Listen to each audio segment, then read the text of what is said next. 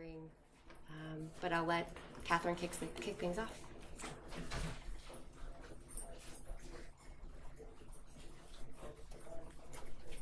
Excellent.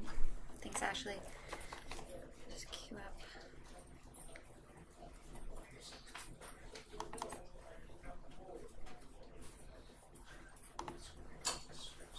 All right, excellent. I believe that I'm the only design practitioner on the panel, so I hope that maybe I can provide an interesting perspective.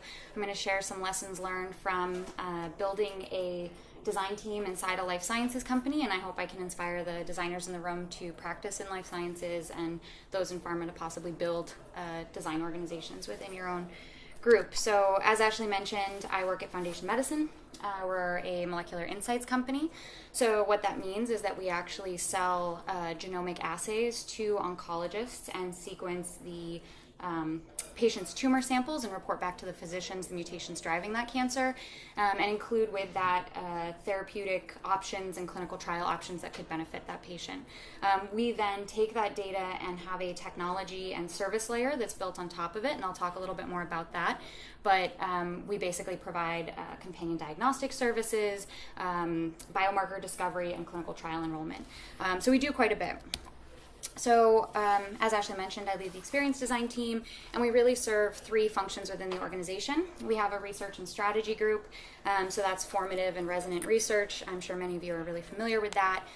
User experience and interaction design, which works on our technology platforms, and brand and creative. And so that group does a lot of our brand refresh, which I'll talk about a little bit later on in the presentation, and then also handles campaign creative and works with marketing. So the team is really multidisciplinary. So we have actually a behavioral psychologist on the team, and we have, for example, a artist with a background in design fiction. So we have a really broad range of skill sets, and it means that we can really work across the portfolio. And as I mentioned, I see this talk a little bit as a call to action. So, you know, I'm not from Boston, but I've been here for 10 years, so I feel like I have to give a little bit of a shout out to working in Boston and how the life science investment here is growing and why you should practice here. But I believe that design has revolutionized the financial services industry. So if you guys are familiar with Suzanne Hamill's work over at Fidelity Lab, or Suzanne Pelican's work at Intuit before she went to Google, if you're not familiar with those two women, you should look them up. When Suzanne started at Intuit, they were still shipping CDs with QuickBooks to people, and if you look at what she's been able to do in the organization, there's some really interesting things there. So design has certainly arrived in business, and I think the greatest innovations, over the next 10 years will be in the life sciences industry. I'm sure most of you are familiar with CRISPR and the technology opportunities and sort of potential concerns there. And my hope is that design as a discipline is able to tackle some of these tough problems. So let's get to some of the case studies. And I have 4 case studies and 4 things that I'm almost calling myths that I sort of busted while I was working at Foundation Medicine. So the first one is, and some of these images are intentionally blurry, so I apologize. It's always a pet peeve as a designer, but gotta have it.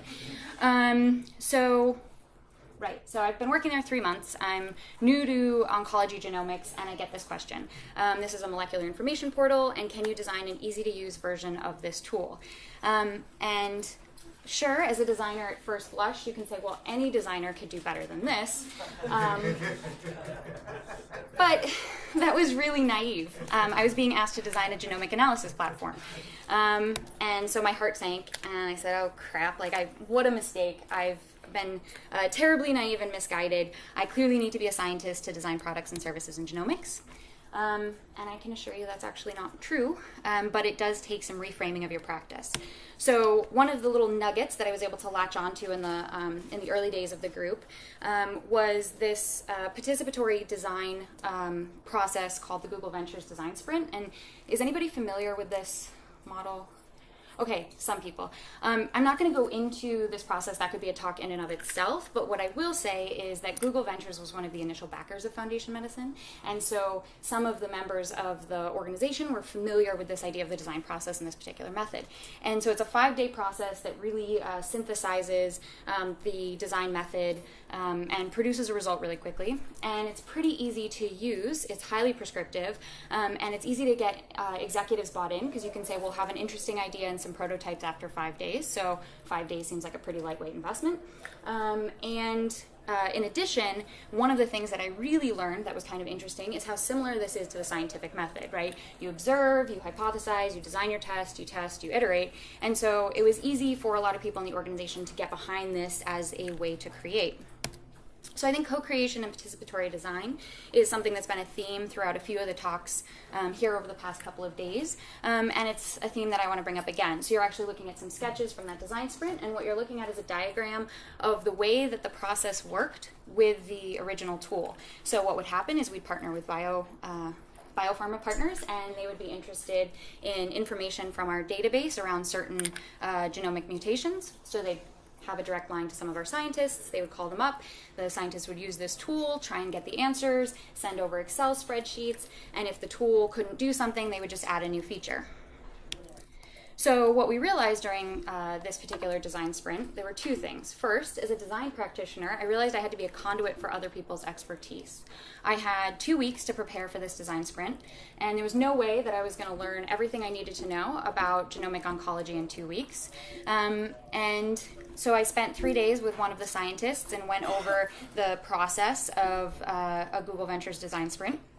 And I tried to learn as much as I possibly could about resistance mutations and tumor mutational burden and microsatellite instability, but there was no way that I was going to get there. So what I had to do during this design sprint was really let the scientists run the sprint themselves and our bioinformaticists and step back, and all I could do was ask why. Why did you make that decision? Why do they need this information? And help guide them. And so we realized that we needed to reframe the challenge. The tool was an artifact of the process, and we needed to rethink the process.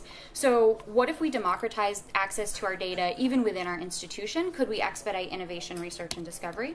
And then within that, how might we improve the relationship between our research institutions and biopharma partners by providing direct access to portions of our data so they could just log in and answer really basic questions? So within a week, we built this prototype, and we focused the initial user experience on helping people answer questions, because we realized that's what they were coming to us for. So if we could structure these questions and queries in a way that they could save them and explore and share them, that was really fundamental to this experience. We then normalized the data using industry standards, because although we like to think we're really smart, it doesn't mean that it's the only way to do something, and we needed to be talking our customers' language. And we allowed users to explore that data through basic plots, long tails, gene and prevalence diagrams and things like this. Things that are pretty standard in the industry. And then we allowed users to export their data, because we weren't trying to rebuild Spotfire R, which some of you might be familiar with. We just wanted people to be able to answer those basic questions. And it was received really well. People really liked that they could answer the simple questions quickly, and then the more complex questions they could come to us with, and we were having more meaningful conversations, because we were having conversations about expertise, not about prevalence, which you could and should just be able to look up really quickly. So from this, I learned that you can't design what you don't understand, and you're not going to understand everything, but you can design anything if you reframe your practice. And so I quite excited about this platform. It's called Genomic Insights, Foundation Insights, and we launched it last year. We launched a prototype in 6 months. A functional prototype. What you saw for that prototype in a week was just clickable. Within 18 months, we had it out in the hands of actual users, so not just internal. And today we have over hundreds of users. And there were a few key lessons from this. So don't be discouraged that you're not a content expert. Feel free to ask stupid questions and try to learn as much as you can. Let your expertise be the process. So by having scientists actually run their own design sprint, I was inadvertently creating advocates for that process in the organization, but it meant that I had to let go. It meant that as a designer, you always want to have that aha moment with your user, and sometimes others need to have that aha moment, and that can serve as inspiration enough. And don't be afraid to give up control of the pen or the mouse. So after this project, we're super high on technology. Technology and data are going to solve everything. We are going to revolutionize life sciences. And so I got really excited, as many of you are, about the prospects of technology in healthcare. And this might be a very controversial slide to put up, because I'm sure we're all technological determinists, and I don't see Robin in the room from this morning, thank God. That was my big concern. But what we realized is that technology is not going to save us. It's not going to do everything. So then came the next challenge. So with the next challenge, we were asked to create a clinical decision support system, collect outcomes data, and increase the actionability of our reports.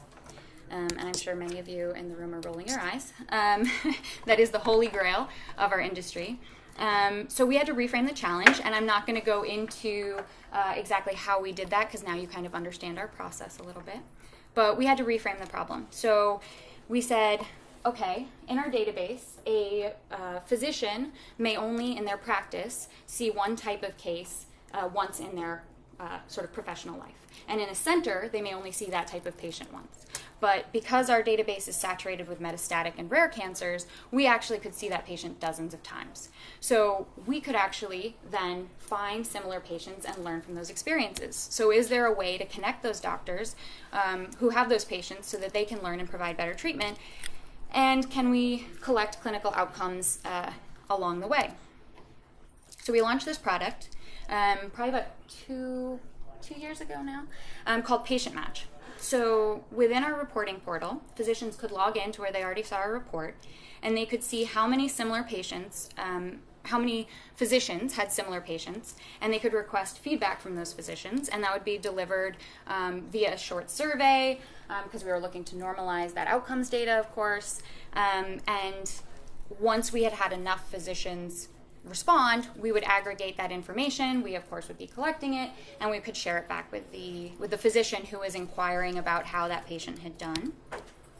So the image on the right is actually a screenshot from the app looking at patients who have NTRK fusions in the U.S., particularly rare mutation. But what we realized, and as I said, this is of course the holy grail of what we're all trying to do, is how do we data mine outcomes data, so it's probably not surprising that we sort of fell on our face the first time. So many of today's workflows are still utilized by word of mouth and even fax. So this whole patient match premise was based around this idea of a curbside consult. So it's really common for physicians today to consult partners and colleagues about patient cases. But these things happen. The term curbside consult is because they're while you're moving, it's down the hall, it's via text of somebody you went to medical school with. These things are not happening in structured environments. And to exacerbate that, a physician who's already really busy is not going to log into a vendor portal to fill out information. It goes upstream of their process. The clinical staff are actually the ones logging in, downloading the reports, putting this in the charts, uploading it into the EMR, right? So as a designer, you really have to think about designing for today and designing seamlessly in today's workflows. But think about the extensibility for tomorrow. So technology will be there, but if we're not seamless within the workflows, it's not going to make a difference. So we launched a new tool called Ask an Expert. And basically what we did is within Ask an Expert, we launched it next to Patient Match. Physician staff could request an expert call the physician within 24 hours and could include questions that that physician may have. And they would then get either a physician that is on staff at Foundation Medicine or somebody that's in a academic medical center that we partner with. So this is a physician-to-physician conversation about a patient. Yes, of course, we have certain agreements in place with institutions that can activate this feature because we can't share all the data freely. And what it meant is that to collect that data, we had to do it manually on our side, but we were actually able to connect more physicians and help more patients as a result. So if the technology is not native to the original workflows, it's going to have too high of a barrier to entry, and it doesn't matter how well the tool is designed. And that can be a really difficult thing to overcome as a designer. And you have to look to engage stakeholders beyond just the physician, because in this particular situation, it was actually the staff that were the activating element in this scenario. It wasn't the physician themselves, although they are an end consumer of some of our products. It doesn't mean that they were the ones that were actually the key to the system. So, with that, we've now worked through a couple of projects, and granted the last one wasn't specifically biopharma related, and I think there's a lesson there that carries over to a project later on, but I wanted to sort of prove that point so that I can build to it. But, all right, we've designed a bunch of products, we're really excited, but as a designer, I want to design for patients. So we haven't designed for patients yet, or so I thought. And what I realized is that designing directly for patients isn't the only way to improve patient outcomes. And we've heard a theme across the past couple of days about systemic change. And if you're not actually impacting the ecosystem, you're not actually going to have the intended result for that patient. So we had a huge challenge. So now it's time. The team's a little bit bigger. We're really excited. We've learned a lot. We're ready to take on big challenges. So can Foundation Medicine provide products or services that'll increase trial enrollment and get more patients better care? So really excited because this is clearly going to be a patient education app, right? Very, very excited about it. But as we started unpacking that challenge, we realized, and this might be really common sense to many of you, that today's clinical trial models in oncology are disease specific. In precision medicine, that doesn't work. You're not just running a lung trial, you're running an NTRK fusion trial. The profile of the patient and the way trials recruit is not the same. While clinical trials can frequently provide better options than standard of care in oncology, most patients don't know this. They think of clinical trials as a guinea pig, and they may be too sick to actually travel to trials, even if they're a better option. So that also means that the drugs have narrow targets, as I mentioned, which makes recruitment a challenge. And as you likely all know, directly as a pain point, this makes drug development really expensive, it can limit access to drugs, and it makes conducting research really difficult. But somehow Foundation Medicine is really uniquely positioned to help in this particular endeavor, because while research centers may sequence 2,000 to 3,000 patients a month, we sequence 1,000 a week. So what could we do? Well, if patients are often too sick to travel, how could we report trials based on geographic location so ordering physicians know where there's good trials for their patients? If institutions don't have systems that help them find patients within their institution that could match for the trials, how might we solve for that? And it was interesting, as part of this research, we actually went into one institution and found in the break room, and again, many of you might know this, but went into the break room, and there was actually almost like a lost dog poster, you know, where it's like, call if you've seen Fluffy, but it was for a clinical trial, and this is how a particular institution was letting their colleagues know about a trial and hoping to find patients. So can we do something there? It seems like we might be able to. And then centers and biopharma alike need to know what are the key trial sites to open. So how can you ensure trial sites will be successful from the get-go? And how might we connect biopharma with those patients that might have a rare profile, and how can we do so responsibly, especially when some of these patients are few and far between? Okay, so I had said this in the beginning, and it was certainly true for this project. We had to design for the ecosystem, and no one stakeholder group was going to unlock change. If we had just solved one of those problems, it wouldn't have really mattered. We needed to actually get down to the incentive and economic models that were driving the system in order to make any kind of a difference. All right, so what did we build?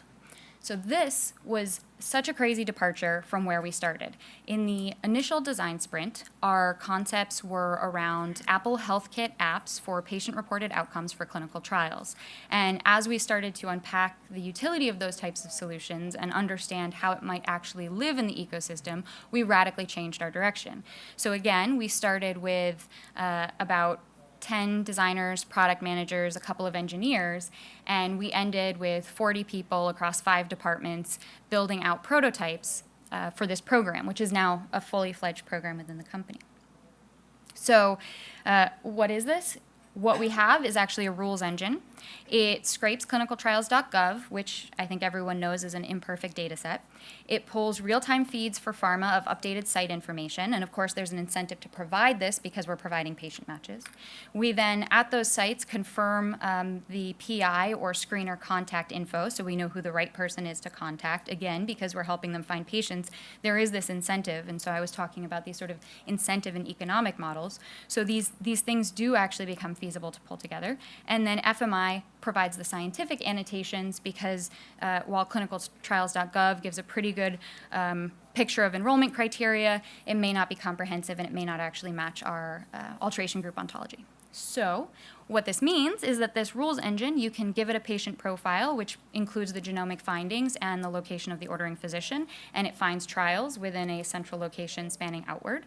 And you can give it a trial, and it will, for each of those sites, find patients within a radius, and the ordering physician's information as well. So the solution, we changed the way we were reporting clinical trials so that everything was based on geography on our paper reports. We provided a service called local enrollment, where for institutions who were interested in that partnership, we would detail the patients that matched those clinical trials within their same institution or network. So if you had like the Sarah Cannon network or something like that.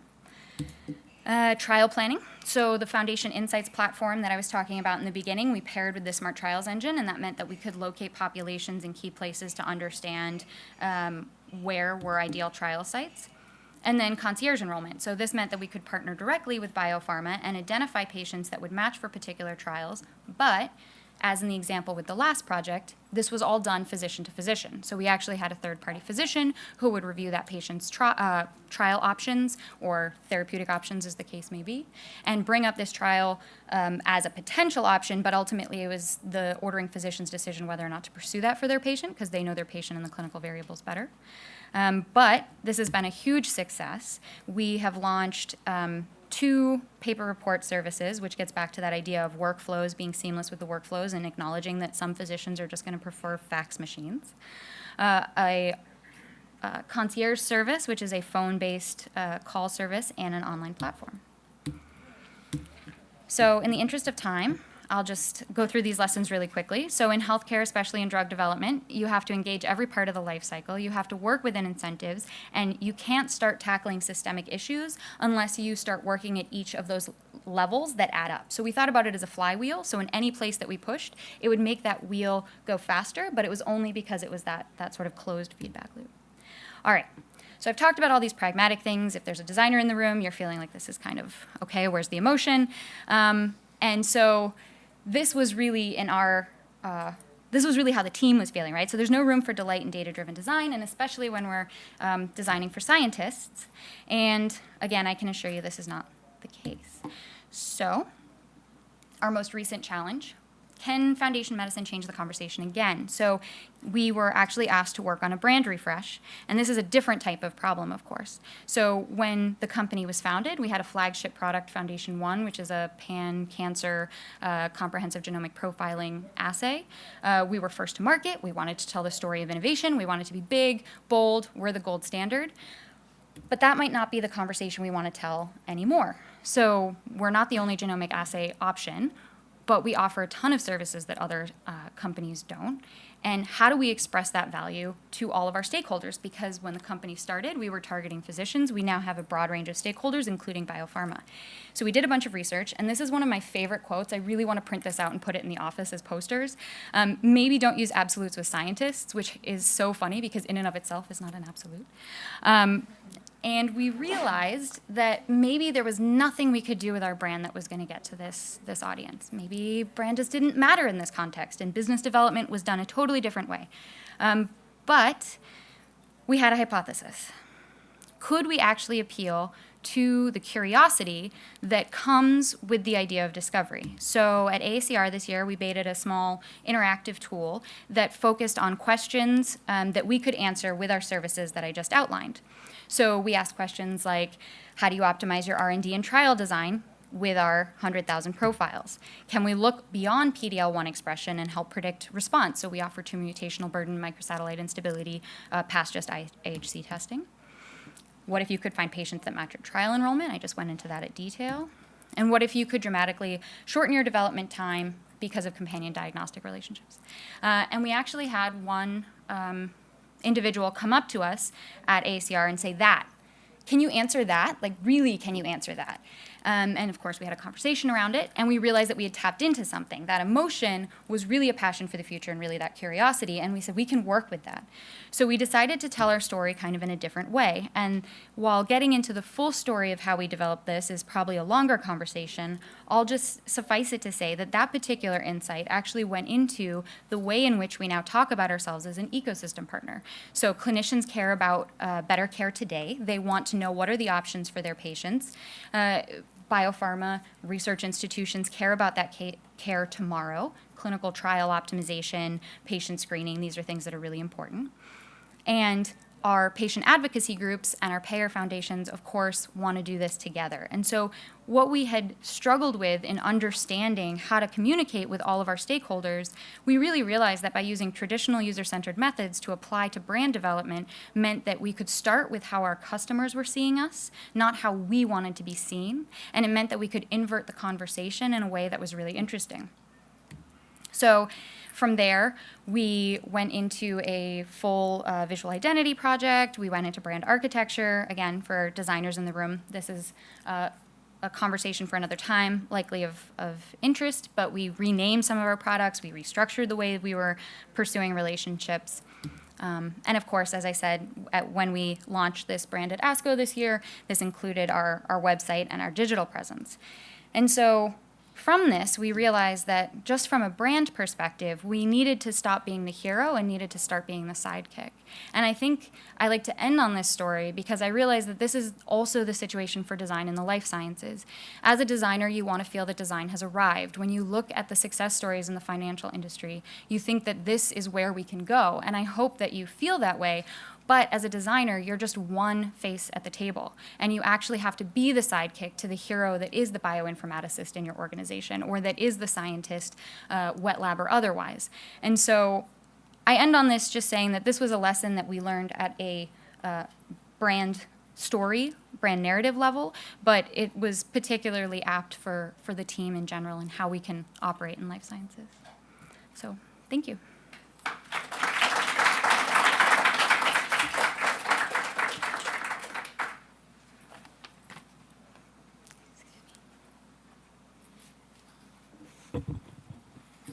All right, great. So I don't know if I'm offended to be a scientist or feel validated or what I should feel right now, but no, it was a great talk. So let me find my slides really quick. There we go. No, perfect.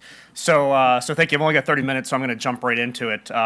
As Ashley mentioned a few minutes ago, I'm with Eli Lilly. Lilly just opened our innovation center about 2 years ago down the street, so we're right in Kendall Square, right by the kayaks. You know, if anyone's ever seen the kayaks down the street here, that's where we're located. So one of the things I find fascinating, and we certainly discovered this during the panel teleconference that we had before today's conference, is that the narrative on innovation has definitely changed. This notion that it's a dirty word has definitely arrived. I am extremely skeptical when someone says that they do innovation, and someone will say, "Oh, I do innovation," or "I'm director of innovation," and I always ask, "Are you sure? Do you really know what innovation is?" And I think that's one of the things I've uncovered over the last several years is that, you know, it's really easy to talk about innovation, but to actually generate meaningful and tangible innovation is a whole different story, especially in large companies.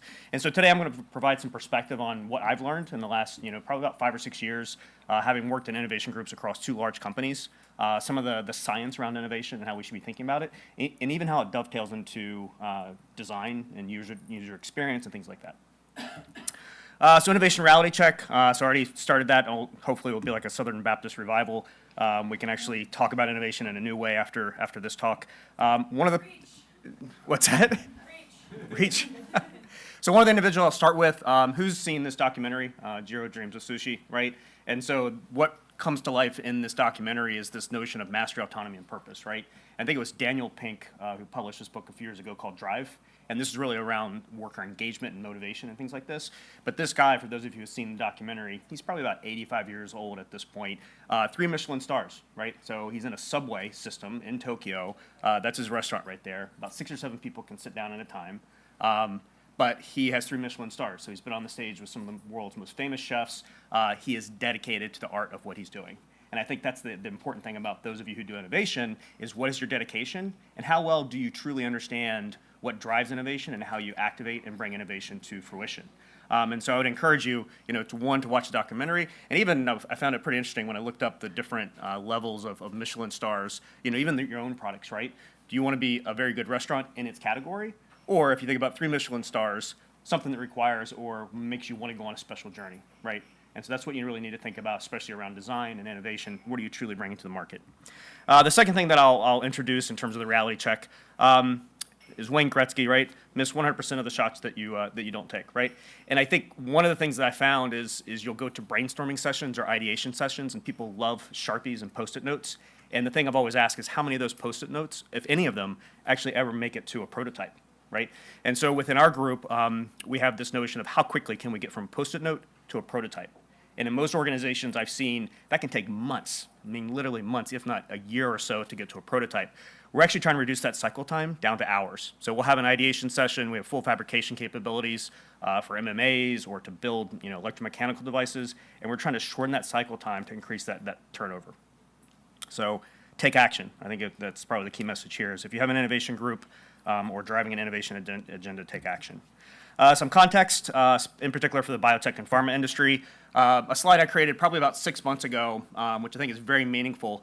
If you look at the progression of time from 1980 to 2010, we had this value axis that was really driven by patient convenience or this notion of patient adherence.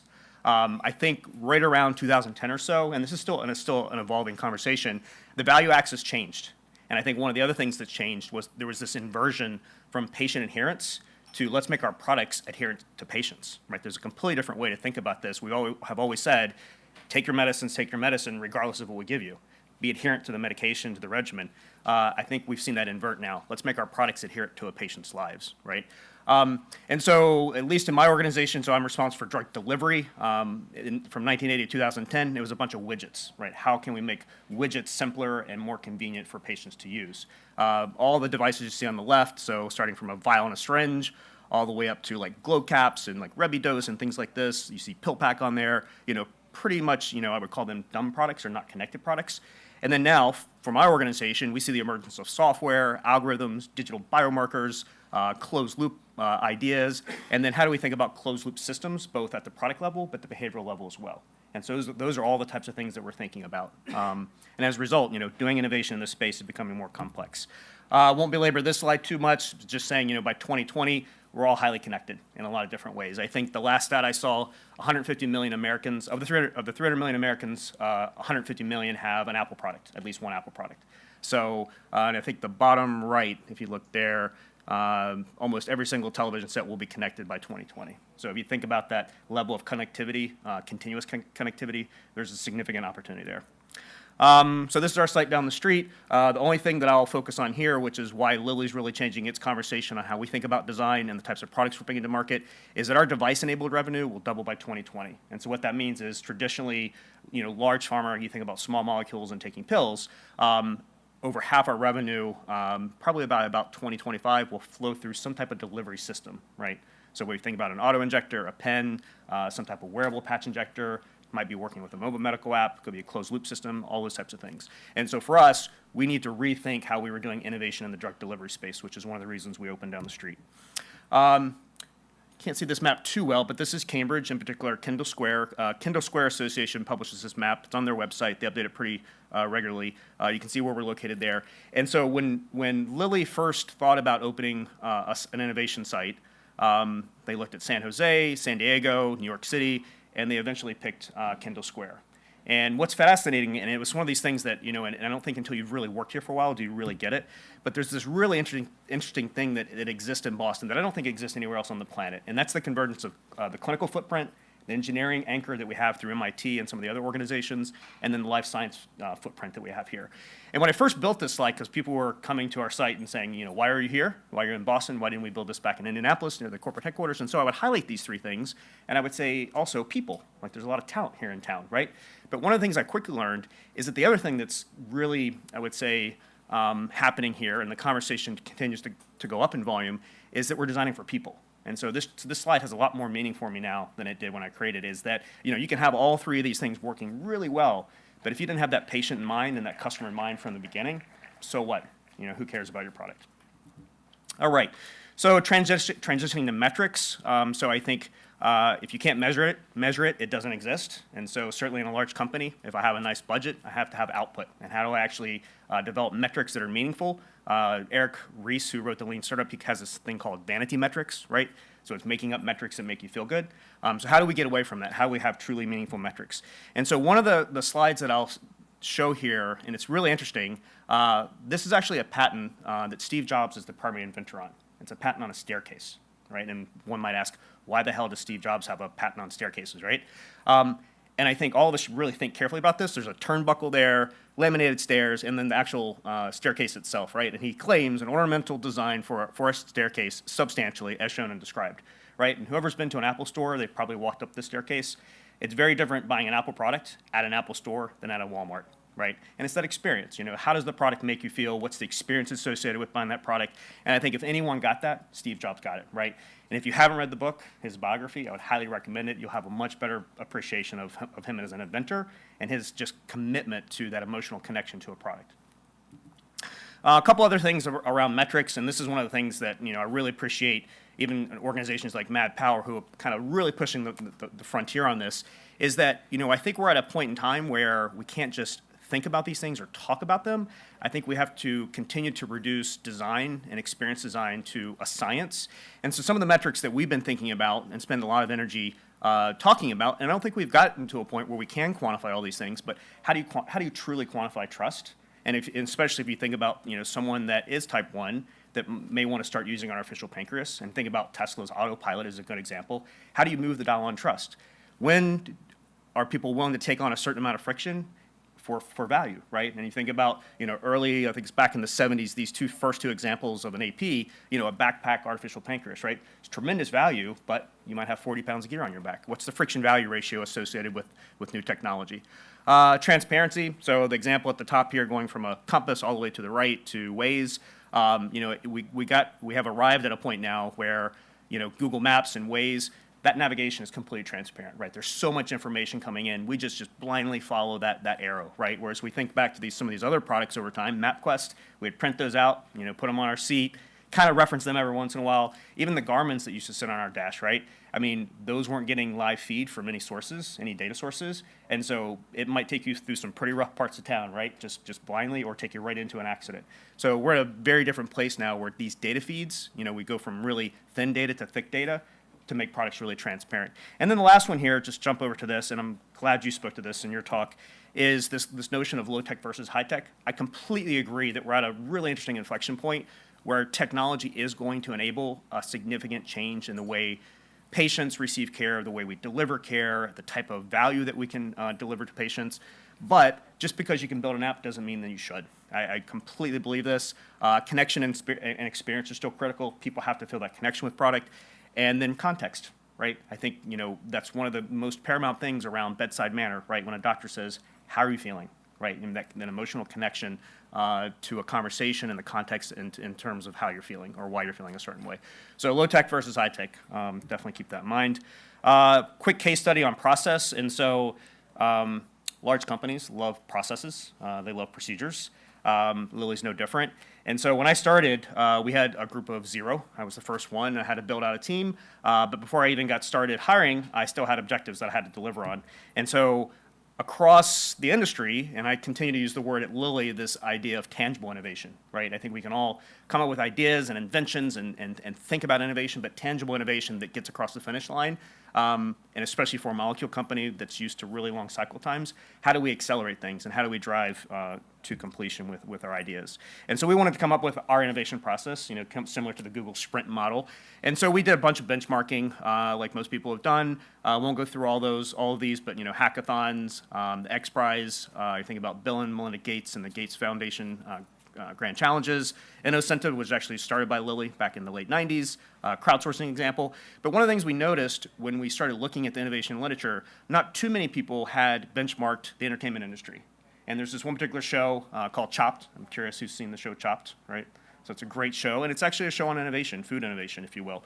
And so one of the interesting things that we found about that show, it leverages something that you do see in the literature a lot, and that's the idea of constraints. Innovators need constraints, time, money, and resources, right? And so some of the key learnings that we saw down here, so meaningful rewards, doesn't have to be money, constraints, time, money, do this, don't do that, and then diversity of teams. That's the other thing when you think about a hackathon, right? It brings together diverse thought. And so what happens in this show, if you haven't seen it, so they start with a basket of ingredients, they open it, they've never seen the ingredients, and they have to go. And they have no choice but to try to make the best innovative dish that they possibly can with the ingredients that they have. If you've seen the show, and this is truly an indicator of innovation, is there are great failures on this show, right? People cut their hands, the stuff's all over the place, they forget to put ingredients in. But on the other side of that, there are great successes. And I think that's what's interesting about this model, is that it pushes the boundaries, right? And you have, again, mastery, autonomy, and purpose. These are very skilled chefs that come to the show. The other thing that happens in the show, they open the baskets, there is no time for questions. They have to just go, right? Everyone gets out of their way, they just go. They don't say, oh, should I do this or do that? Big companies love consensus. There's no consensus on this show, right? You just go and make something.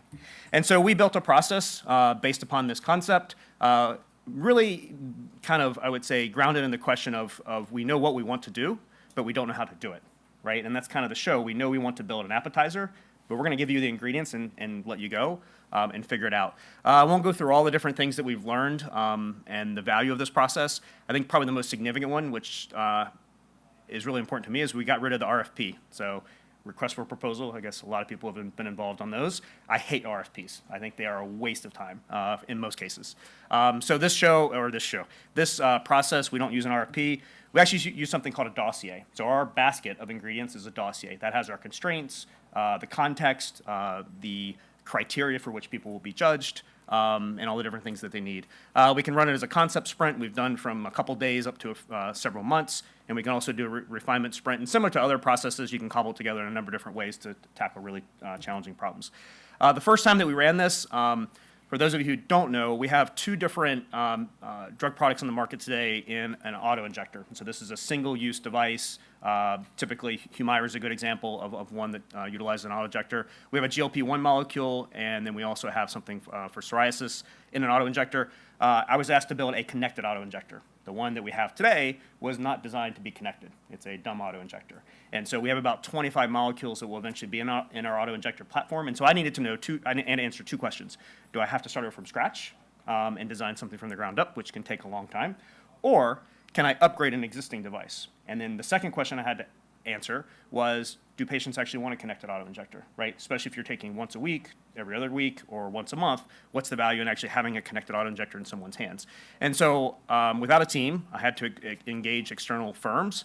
And so we utilized our rapid innovation cycle process. What's interesting here, and this is the timeline that we ran through, it was actually 16 weeks, the actual sprint, but we wanted 3 functional prototypes at the end of 16 weeks. So we built this dossier, which is in the middle right here. The other thing that was interesting about what we did is we chose 3 firms of great diversity. So one firm, 150,000 people, one 150 people, and then one 35-person firm. And so if you think about engaging a challenge and even thinking about the notion of chopped, when you tackle those challenges, you know, if you're coming from a firm of 150,000 versus 35, your mental model and how you solve problems is going to be extremely different, and the diversity of solutions revealed that, and you'll see that in a second. A couple other things that I'll point out. So we did a concept review in December. We kicked off in November, gave them a few weeks, did a concept review. We had 3 constraints. Don't change the design envelope, don't change the pre-filled syringe, and the use steps. So you have to keep the core injection steps intact. And we had 1 non-constraint. We specifically took cost off the table.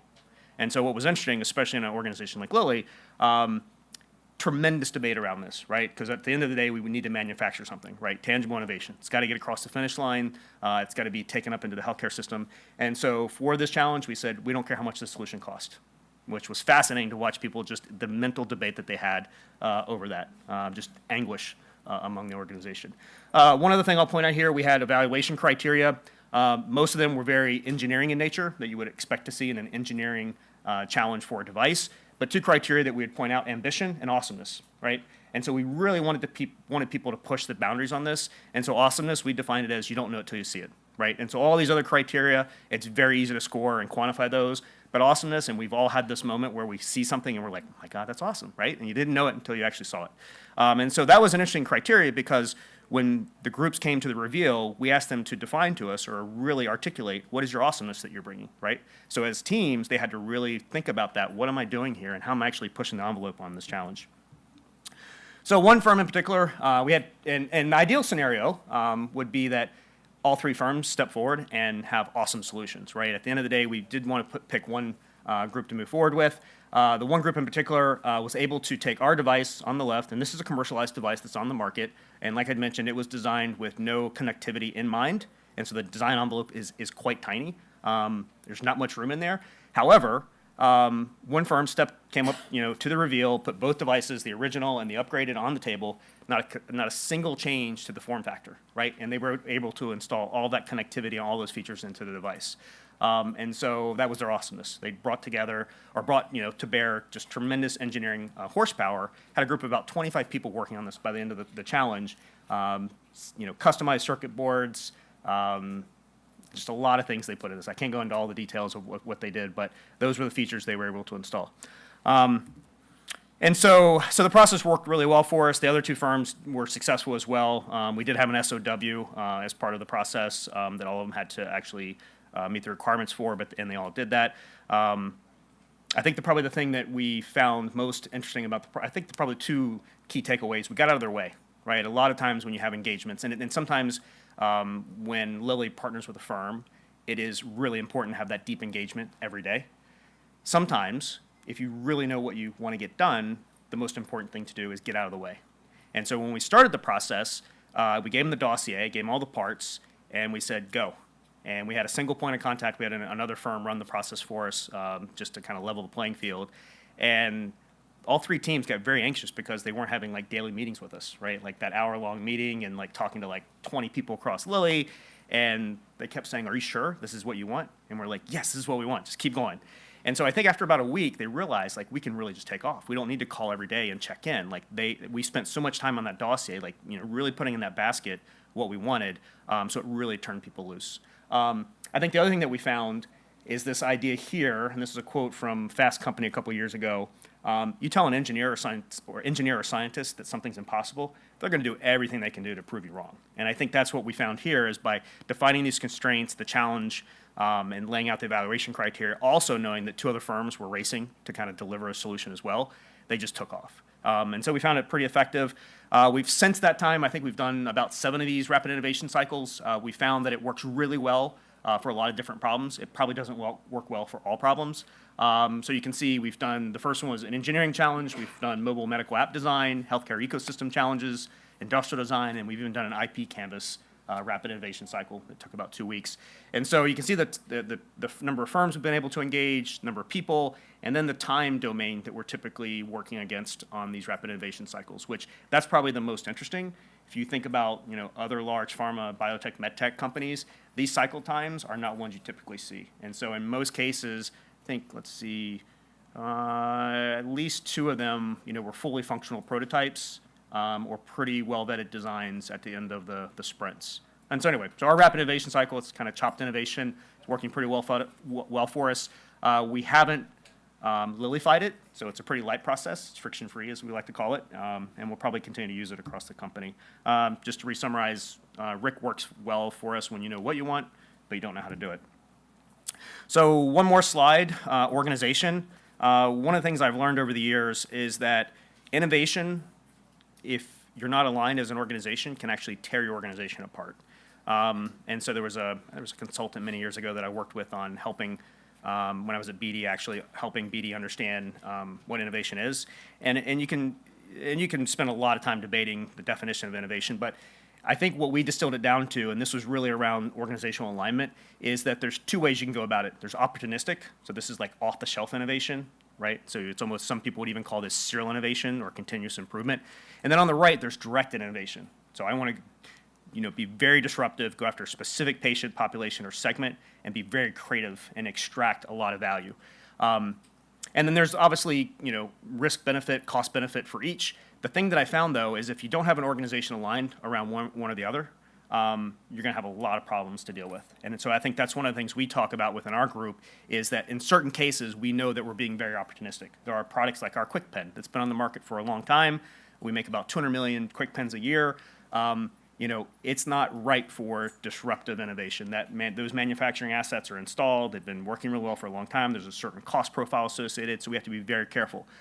Other spaces, like Alzheimer's, right? Tremendous opportunity to bring disruptive solutions to market. And so when we start talking about Alzheimer's, that's very directed. It's a very different conversation. And so I would just encourage you, as you plunge into innovation projects or go after certain areas around innovation, think about this. Is it opportunistic or directed, what we're trying to achieve? So who knows the 2 rules for Fight Club, right? There's 2 rules. No, just kidding. 2 rules to building an innovation team. So at least for us, I think the first one is, don't hire a maybe. Headcount's precious, and I think, our site here has a capacity of about 50, so very different from some of the other large companies here. So we have a finite number of spaces, so we want to be very careful. And the other one, to be quite honest, no assholes allowed, right? When you do innovation, it's a very vulnerable thing, right? You're putting your ideas out there. It's very raw. It's very emotional. And if you have one person, right, that's throwing stones from the back, people shut up very quickly. They clam up and ideas won't come out. It doesn't mean to say that we don't have candor at our site or within our team. That's for sure. You have to have that certainly around innovation. But you don't need that jerk in the back that every single time someone brings forward an idea, they say, oh, that's a bad idea. No, that won't work, or this is why it won't work, or whatever. So those are our two rules as we've recruited. A lot of people at Lilly that's worked on various things that you saw on the deck, and then we have a whole laundry list of external partners, several of which are in the room. I'm glad to see. Certainly Matt Bowles has been one of our partners. And so with that, I guess we'll transition to the panel. All right.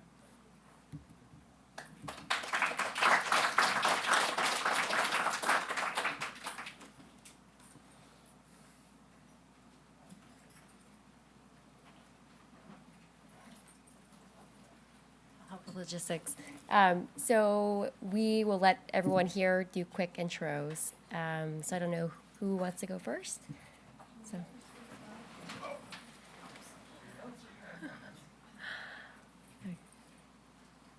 there? There. If you guys actually, if it's easier, we can just come on up here and we can do it that way too. So Dawn, I think you are first. So, okay, that's fine.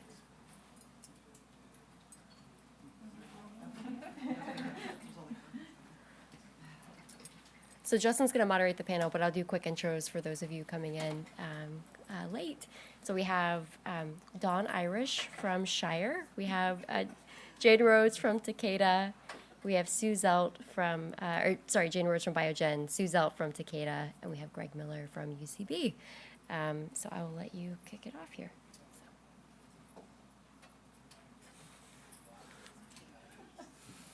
You guys all squared away. Nobody's going to fall off the chair. We'll be very stiff up here.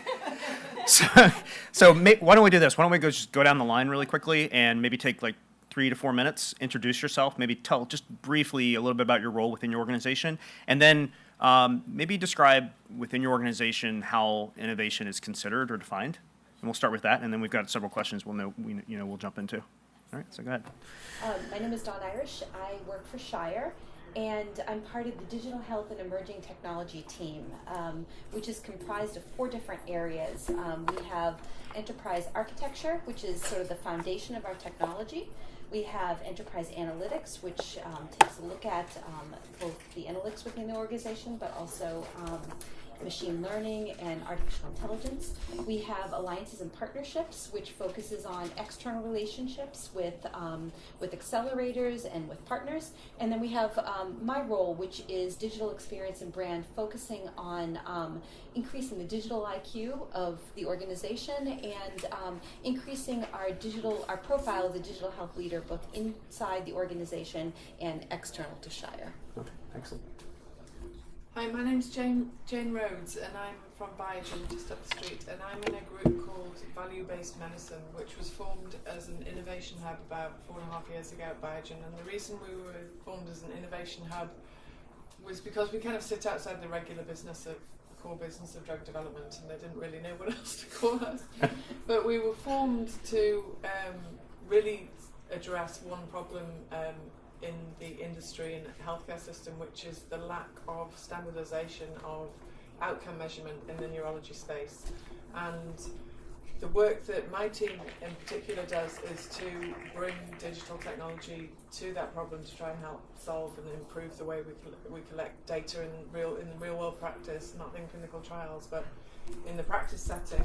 And the work that we do is part of a larger program, which is focused on how we, in a forward-looking way, blend the research enterprise, clinical research enterprise, with the practice setting. So these 2 enterprises, I don't know if any of you have read the Institutes of Medicine report that was published a few years ago, or followed Rob Califf's pieces on, or many presentations on this notion of building learning health systems, but how we can utilise the healthcare system as it exists today and the way it's transforming to the healthcare system of the future to derive the data that we need to gain clinical insights and to move away from this very rigid construct of particularly phase 4 and observational clinical studies, but hopefully also use technology in the practice setting to enable label enabling and registrational studies for new drug products that are coming along to create efficiencies for the industry. Hi, I'm Sue Zout, and I'm at Takeda, and right now I'm the representative for the digital accelerator there, but I'm also housed in the Outcomes Research Department, and my background is also an adjunct professor at UNC in Chapel Hill. And sort of my training background is that I'm a health policy, health economist from UNC, and I also have some background in socio-medical sciences from Columbia and so forth.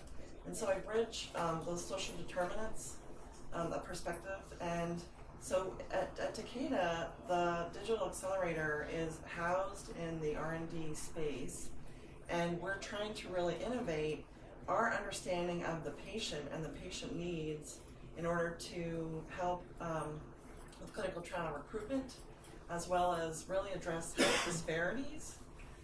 We're doing some interesting work in that and across many different diseases. And so that's largely what the Digital Accelerator is doing, and also to start a conversation within Takeda around what innovation actually is, right? So it's sort of the seeding of this as a concept, and that's really the notion. So hi everyone, Greg Miller, despite my American name, I'm Belgian French. So bear with me with the accent. I work for UCB, which is a global pharma company based out of Brussels, mid-size. Having worked with Eli Lilly for 10 years and Novartis in Switzerland for a while as well, joined UCB 9 years ago. And innovation has always been my red thread, so I've always been seen as the alien of the companies, or the Martian, or whatever of the company. So I'm fortunate that actually recognizing this kind of odd profile, they gave me a great responsibility and my dream job last year, June 1st. So we are a young baby in terms of the unit I'm heading. And actually it's slightly different from what I've heard so far. We are an innovation practice. So we are not working directly on the what, so we are not doing new drug delivery devices or services or whatever, digital solutions. Actually, we bring the outside-in perspective on the how. So this is really our home. And what we do is, we have 3 mandates really. Number 1 is we accelerate innovation projects which emerge from UCB. So we are a very creative organization, zillions of ideas, zillions of projects, but very few actually are implemented and launched. And so part of my job is to partner with the business units to take those projects, and instead of taking 1, 2, 3 years, months, we do it much faster. So at least that's the aspiration that we have on pillar number 1. Pillar number 2 is outside in. So my team is scanning the universe to find the best methodologies of innovation. It's changing pretty fast, actually. Design thinking, I'd say it's a bit old now, in a way, and I know we are moving from design thinking to design doing, but there is a whole brave new world of startups out there which actually can shortcut the low-res prototype to a fully fledged solution which actually exists and is commercialized. It's launched, has gone through the regulatory barriers, and that we can still with pride pivot and make it fit to the need that we have. So that's pillar number 2. Pillar number 3 is building capabilities. So we are a small unit, but we work throughout the company, it's a 9,000 people company, to actually create a community of innovators, and we recognize each other pretty easily. Actually, we built a persona of the innovator at the company, and without going into details, it's usually a 35-year-old, mainly female, very enthusiastic. And her journey at the end, it's pretty sad because she dies out of exhaustion. so the capability that we try to build is actually to have this marriage not die but flourish within the company. All right, excellent. So with that, so one of the things I've noticed, so certainly large companies, and if you listen to any analyst report or earnings report, usually the CEO or someone will talk about innovation, right? So it's certainly the buzzword, and I think this is why it surfaced in our pre-call around it becoming the dirty word, innovation. But what have you found has worked or has been effective to make innovation sustainable within your organizations, or where it is a fixed agenda. It's not just a concept or an idea that people are referencing in order to make the organization feel good about investments in innovation. Like how do you make your innovation agenda sustainable within your organizations? Yeah, go ahead. I think involvement is our number one way that we make it sustainable. When you involve people in the process, they gain an energy and an excitement for it that they can't if it's sort of if it's dictated to them. And so one of the things that we do is run internal ideation sessions where we bring a group of people in and we start before they ever arrive with seeding them with interesting readings, things that are relevant to the problems we're looking to solve. And then we bring in industry experts to really inspire them on what the possibilities might be. Then we sort of turn them loose on the innovation process. And at the end, we ask them to own moving it forward. And so I think that in areas where we hadn't seen a lot of innovation, that's really motivated people to become part of the solution. Sure. I'd say it's got to be deeply embedded in the culture, and one really important facet of that is permission to fail. Yeah. Like you touched on it in your presentation, Justin. But I think that's a very difficult concept for many people to embrace. But when it is allowed and publicly recognised as a positive thing, it can be a really powerful enabler. Actually, on that point, I mean, on failure. I mean, there's such a risk aversion, right, in large companies, right? I mean, quarter to quarter earnings, right? You're trying to hit these things. There's budget targets that emerge, sometimes even within the first quarter. How, on that point of failure, like in recognizing it publicly and knowing that it's a good thing, how have you guys actually achieved that within you? So it sounds kind of hokey, but we have innovation awards for positive and negative results. Way to screw up, buddy, right? Yeah, if it's been done properly and it hasn't, right. If it's done thoughtfully and creatively, but the idea didn't result in a project or a product, that's okay. But still, we're not fully out of this short-term cycle of ROI and having to work towards budgets and innovation is still one of the first things to be cut, unfortunately. It always is, yeah. In favour of the core business activities. So we're still not over that hurdle. Sue, Greg, you guys have any thoughts on how to protect innovation, make it sustainable? Yeah, I mean, when we started this unit, I mean, we had the luxury to choose from various models existing in different industries. The one inspiration for me was Claudia Toczka. I don't know if you know her. She was the one bringing innovation to P&G, and she was hired from Ideal. And actually, A.G. Giffley was the CEO at the time, said, Tony, I'm not going to give you any mandate, and I forbid you to name my name when you go to a meeting to say, hey, the CEO wants me to innovate.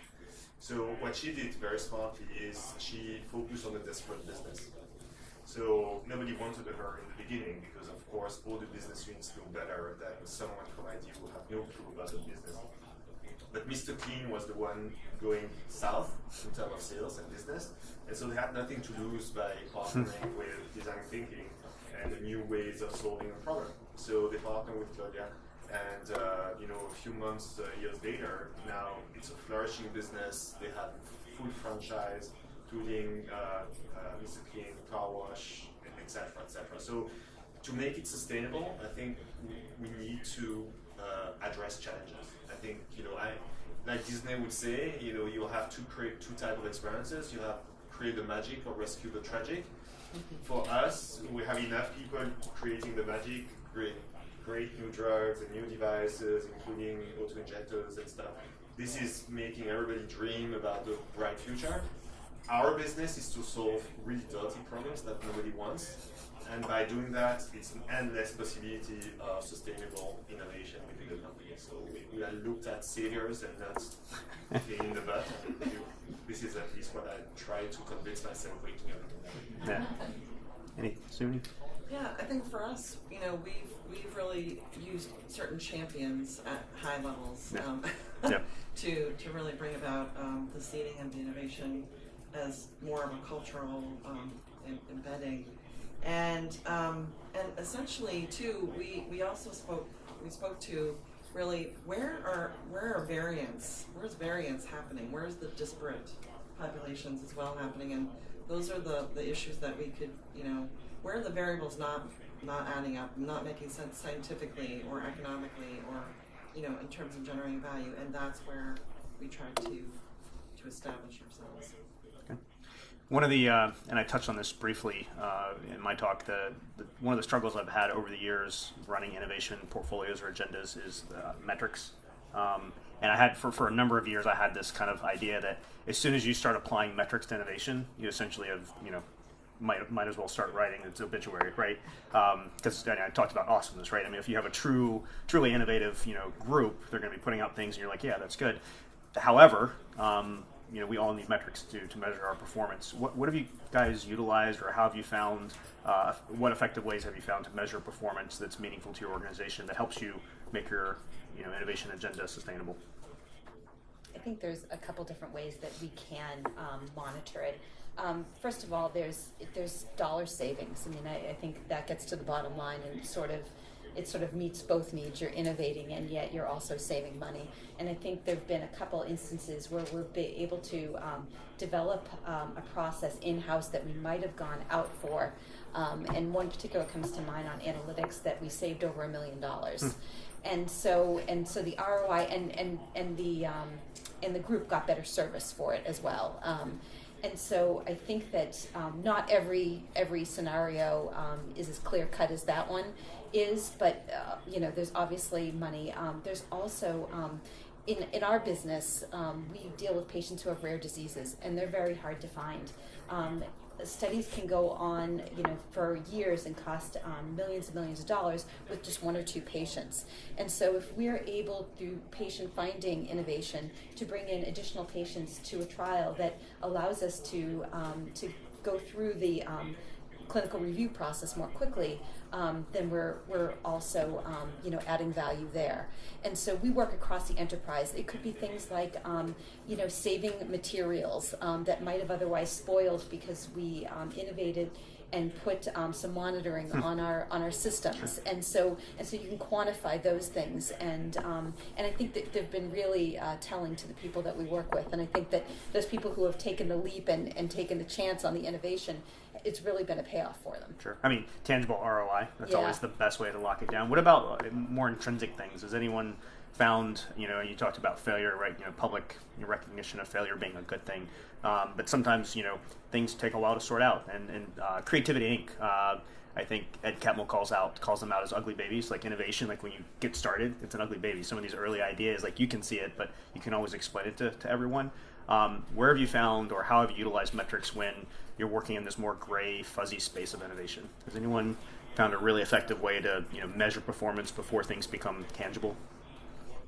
We've really struggled with this, and we've tried to use measures like number of patents filed, or publications, or even semi-quantitative or qualitative measures of perceived value of innovation from external stakeholders, and none of it really means anything. I mean, what we've had to come back to is just pragmatic kind of accomplishments on a project by project basis. Like, are you doing what you said you were going to do, and does the value proposition to the organisation still kind of stay the same? Yep. Because you really can't put much quantitative. It's tough, right? Yeah. I think in my cases, in terms of R&D, we try to really tie ourselves to sort of standardly deliverable, things in a clinical trial. So we're almost like a shadow deliverable, so that we sort of are a partner, almost like moss to a tree or something. Yeah, sure. I mean, that's sort of where our approach is right now for objectives.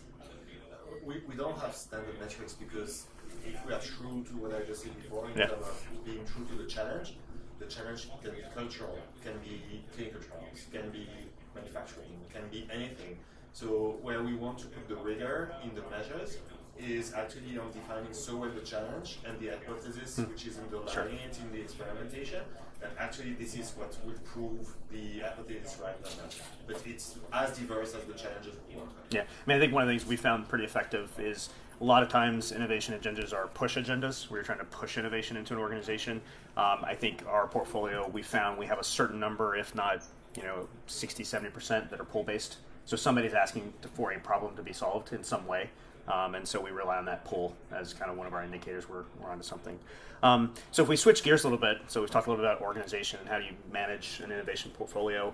Within your respective organizations, when you think about the mega trends of healthcare, and several of you are involved in certainly the digital components of health innovation, but what do you guys see, especially as large pharma, biotech, what role we're going to play as we hit this inflection point with digital tools in health, right? I mean, we're molecule companies, at our heart, and soul, and we're starting to jump into this space.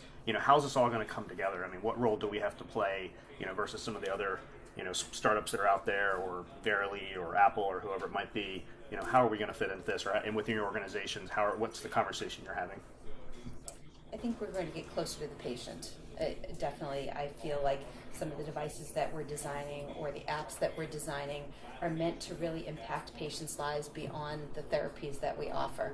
And so I think over time, as we create our digital experiences, they're going to be more aligned with patient needs than I think pharma had been in the past. Sure. So I think that we have a unique position in the ecosystem, that we face patients and interact with physicians and patients and payers. And we have many touch points with them all.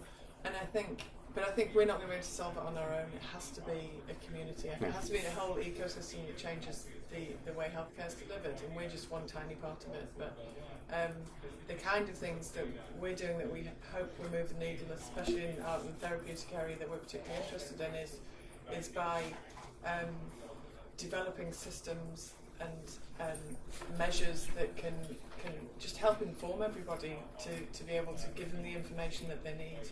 Others can curate the information, others can help make that patient experience much more genuine and emotional. But we have that unique perspective of having lots of touch points or opportunities to kind of have a living lab with respect to digital assessment tools anyway, with patients and with physicians, and we should do whatever we can to kind of move the field forward on that front. I think in our case, I think traditionally pharma really sat outside a lot of the problems in healthcare, right? That you weren't really, you were sort of, either generating profit off of those problems or so forth. But I think we will be forced to become, very patient-centric and much more customer-driven, as other industries have already had to have done. And so I think that mergers, I think there'll be more sort of partnerships and mergers and externalization that we've never seen before. Yeah, I'm not optimistic. Because when I'm looking at our value chain, everything can be defragmented or fragmented or not in. You're not optimistic about what? Sorry? You're not optimistic about what? About the positive impact of digital on our industry. Because with digital, everything can be plugged out of our value chain and can be owned by somebody else.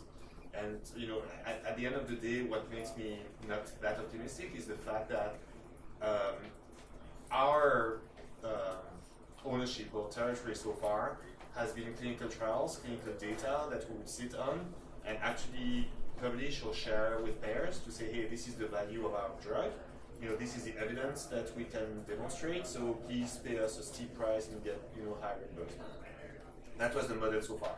Now, we are moving to value rather than volume. We are moving to real-world evidence rather than clinical trial evidence, which is just 1,000, 2,000 patients, which is very tiny compared to the millions of data points that other big data player can actually take. So my nightmare is someone tomorrow, Verily, for instance, who would take the real-world evidence from US or from database claims, real-life data, and would say, drug companies are charging you $10,000 for this drug, but actually the evidence it's demonstrating more 1,000.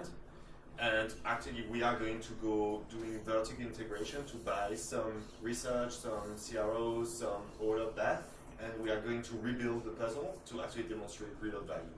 So this is for me the digital is not so much an opportunity but more of a threat. Interesting. But it's just for the fun of being provocative, otherwise. Yeah. It's too cozy. Excuse from the panel, please. We'll take a quick, any questions from the audience at this point for the panel? We've got 4 distinguished folks from biotech pharma. Any questions? Just if somebody can elaborate a little bit more on moving from volume-based to value-based, which has been really a big thing for the pharmaceutical industry. And me being a pharmacist, it's always about the volume. It's never about the value, which hurts. Somebody went to school, take care of the patients, and you don't have time. So you guys can elaborate on that, please. So, volume of not of the number of patients, but of the therapies. Everything. Yeah, but yeah. It's all about numbers. But well, the real shift is going to be, and it's slowing down thanks to this administration. But it's macro driven and meaningful use driven. So it's about demonstrating that the patient outcome is an important component of the care decision and the value that is placed on that care decision, rather than the fee-for-service model of just what task you've performed in order to treat that patient. And that shift it's meaningful use 3 is coming into effect now, and those changes, those incentives are changing as we speak. This year and next year, there's real incentive changes in the clinical practice setting that are going to make physicians or require physicians to make real changes in the way they deliver care.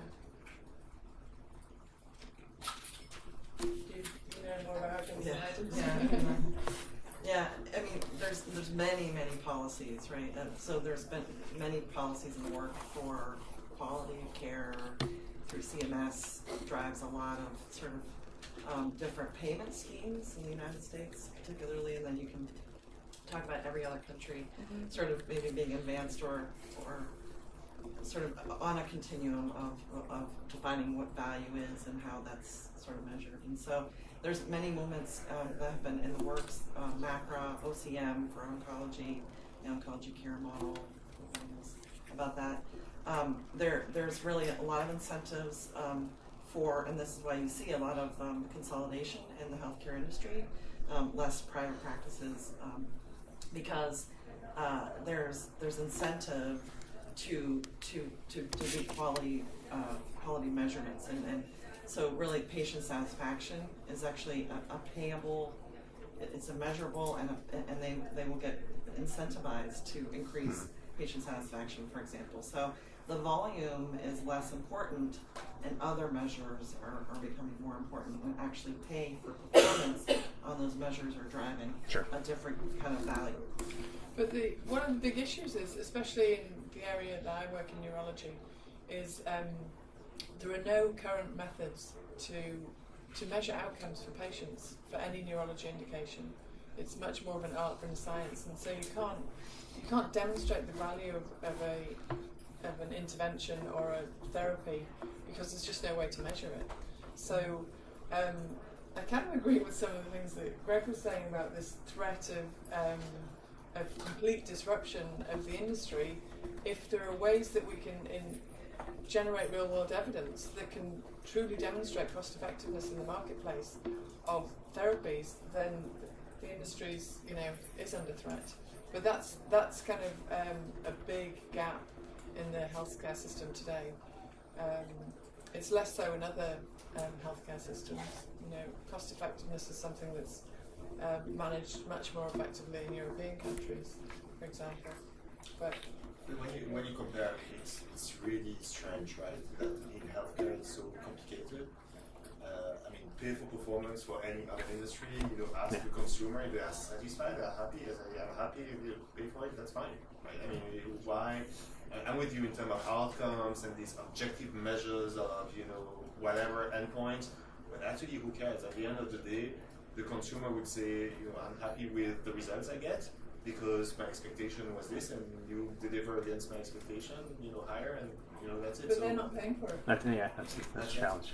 Yeah. But yes, actually, they are paying for it, right? I mean, they are paying for it, right? right? They are paying either with health plans in the US or with the taxes outside of the US and Europe. So actually, you pay for your healthcare. We pay for our.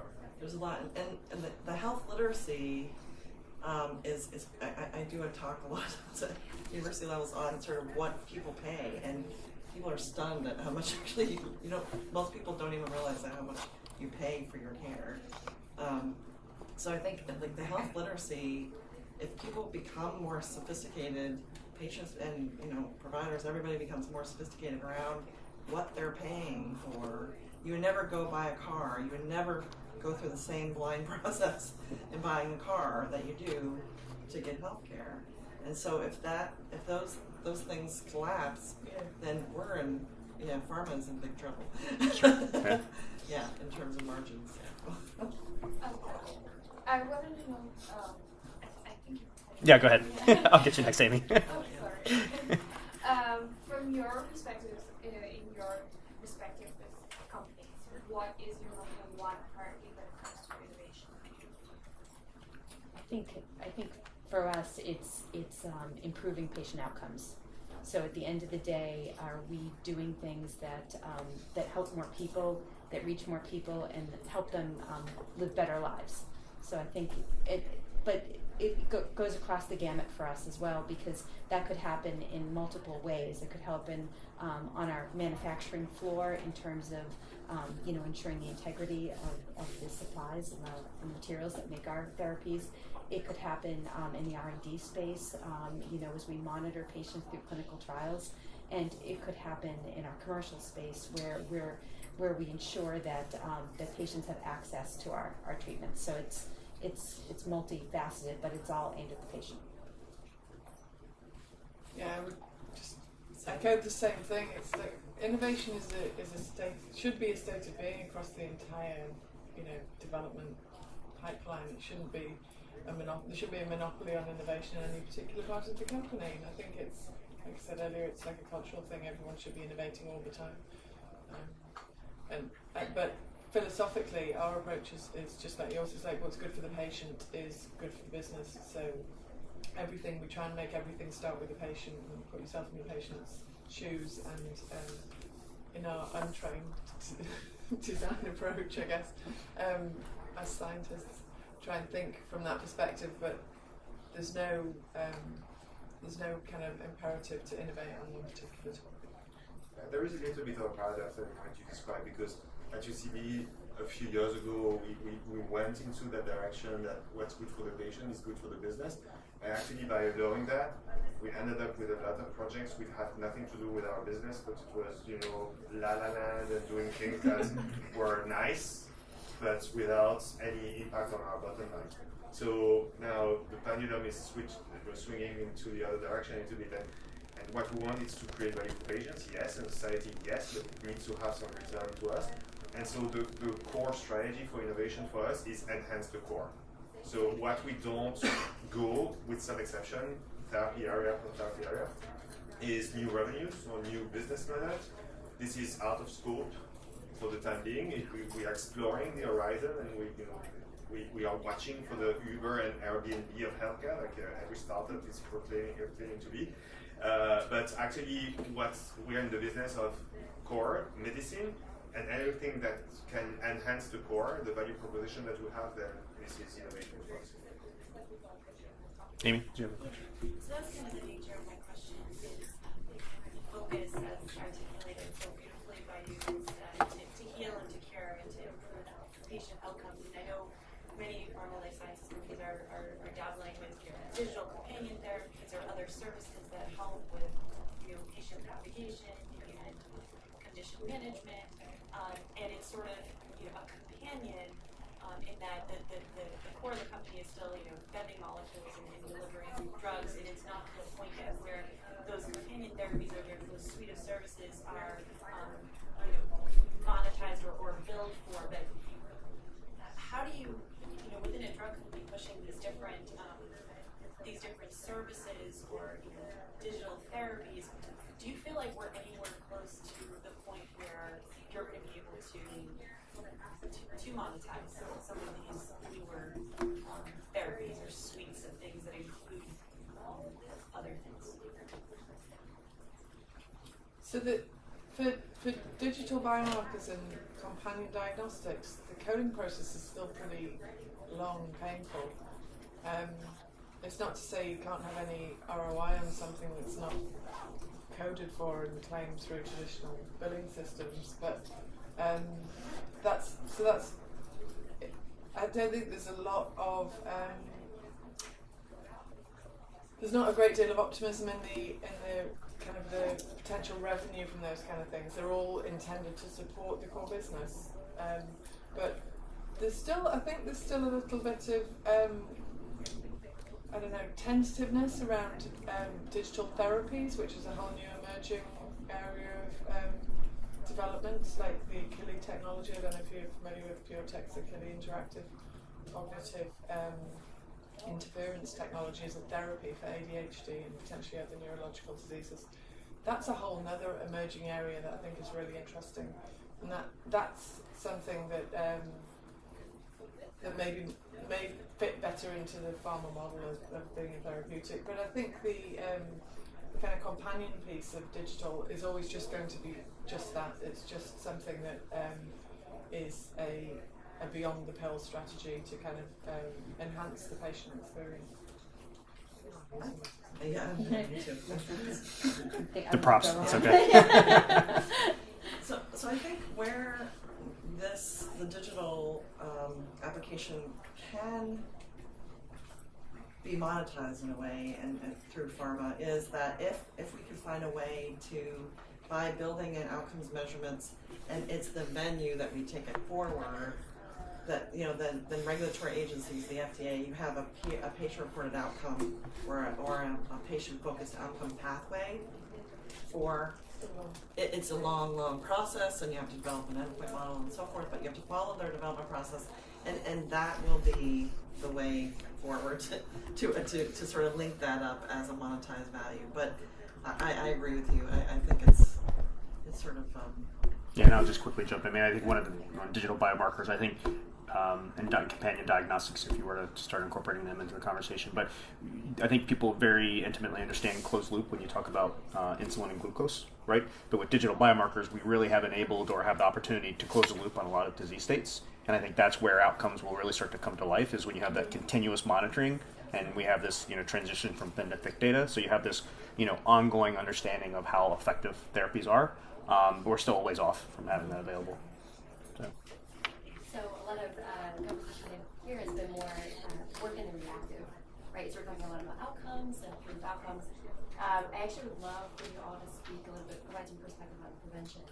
Because I know within pharma, we're still interested in using technology to prevent or at least pick up on a patient before something catastrophic happens, whether we can leverage that patient research purposes. But I would love for you to speak on that, because I know that's something we're starting to talk about today. I mean, I can speak to a little bit of it. I mean, with the rare diseases, often they're diagnosed in children, and so there's not a long onset. There's not a long. They're genetic, so they're not there's not a good opportunity to prevent them. However, what we've found is that for most of our diseases, the earlier that they're recognized, the more likely it is that someone can get on treatment quickly and have better outcomes. And so I think for us, it's about helping with diagnostics and helping the physician community recognize these diseases early on, so that people can get on treatment more quickly and hopefully have better outcomes. So it's unfortunately for most of what we do, it's genetic. It's not really preventable. Yeah, there's prevention in the context of chronic disease where there's relapses, or there's as you just said, there's screening and monitoring that's going to prevent kind of the long-term accrual of disability.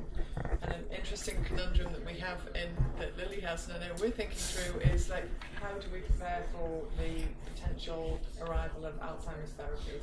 How are we going to understand the cognition market or the patient experience, and enough to the journey between understanding whether you have some kind of cognitive deficit and making a decision to get on therapy. And that's like a whole space that is really, it's a perfect design space to be working in, to try and understand the emotions around that particular journey in patients' lives. But that's a prevention piece that we're really interested in exploring, not in a competitive way. It's a pre-competitive It space. surely I is. think that's Yeah. a benefit to the whole world, not just the individual. Yeah. To reframe, it's prevention of what? Prevention of a disease, or prevention of the next symptom to emerge, or the next crisis, or because I think medicine or drugs or healthcare is in the business of prevention of something bad happening. So the old definition is prevention of a disease to emerge, but actually I think the continuum is much broader. Yeah, I mean, I look at maybe prevention. I'm at risk of diabetes, or I don't want to become insulin dependent. So I think prevention could be a use case for something like that. How do I prevent a patient from going on to insulin therapy, but I can still make money by having them take orals? I mean, I don't want to get into the business of good or bad or what should I do, but I would almost think that, if we couldn't make investments in prevention, could that be a monetization opportunity? Because again, it's still providing value to patients, we're getting them into the funnel, whether it's for research or... Yeah, it's a tough one for pharma itself to invest in that, because the return on investment sits outside of the core business. But it's something that we'd love, I think we can speak across the board, Yes. love to encourage and sponsor and participate in, but probably not drive exclusively, right? Yeah. I mean, how do you think about it? Well, I mean, what's happening within Lilly right now, and if you certainly look at our portfolio within diabetes, it used to be we were like an insulin provider. Now we're looking at ourselves as a diabetes management organization, right? And so I think that's the way we're looking at it. And I think we're going to continue to see an evolution, whether it's digital tools or not, is around disease and population management and what role we're each going to play in that. And so I think there are new tools and new ways of interrogating patient wellness. And to your point, right, prevention of what? That's a really good question, right? I'm trying to prevent disease, readmission to the hospital, comorbid, mortalities and things like this. What am I actually trying to prevent? So, If only the system was built for that. right? Yeah. But there is no incentive to prevent Yeah. the disease. Back here. Could we reframe the business model for pharma? Because I think what we're hitting up against is the pharma model really is that I hope you get sick, right? Because if you're not sick, we're not going to be taking medication, therefore you're not going to get on profits, right? Versus if you take it from a healthy perspective, like I wish I could manage a population of people, including healthy people, and therefore get paid for actually people not taking medication. So the idea is similar to what hospitals face when they are doing accountable care, that they're actually making more money when the hospital is empty than when the hospital is full. So changing it from a revenue center to a cost center. And has any of the pharma companies thought about that? It's a great question. I can't wait to hear the answers. Risk sharing agreements are going to become the norm. I mean, that's... But are the risk sharing agreements just for patients that are sick? The reason why I asked that Well, is it's because incentivized to get the right patient on the right therapy at the right time, and patients who shouldn't be on therapies or don't need it shouldn't be getting treatment. And everyone is bought into, I think everyone's bought into that. That way. Yeah, and it's funny that they're called risk sharing. Just to your point, it's kind of interesting language, but absolutely, that will be certified. Remember disease management? I think Lilly acquired like 20 years ago a disease management company, and Merck also did, right? I can't remember the name of that company. Yeah. It was like a big failure. Yep. It was too big, too early. Yeah. Right? But Yeah, we are absolutely back in 20 years, back to the future. Yeah. One thing that we haven't talked a lot about, or maybe it's just not the terminology we're using anymore, is adherence. It used to be, if you talked about pharma and innovation around digital, that was all people could talk about. Yeah. People was to take for their drugs, Compliance, right? Yeah. Delivery methods. I mean, Yeah. is that still something that you guys are focused on? Has that moved out of innovation and sort of the mainframe, or? I bet every single one of you has been involved in an adherence project, right? If not multiple, right?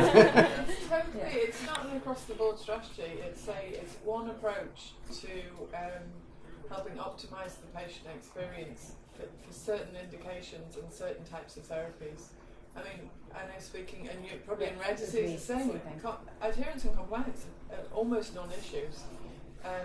So it's definitely not a strategy that's just applied across the board. It's for certain, like mental health therapies are often significantly enhanced by adherence programs or wraparound programs, and in the aging arena where patients may have mild cognitive impairment and can't manage their comorbidities. So that's a perfectly reasonable place to use compliance and adherence services, but it's certainly not something that you launch a drug and you make an adherence app to tag onto it, because they're really not that useful for a lot of things. They don't move the needle at all for therapies where it's not relevant.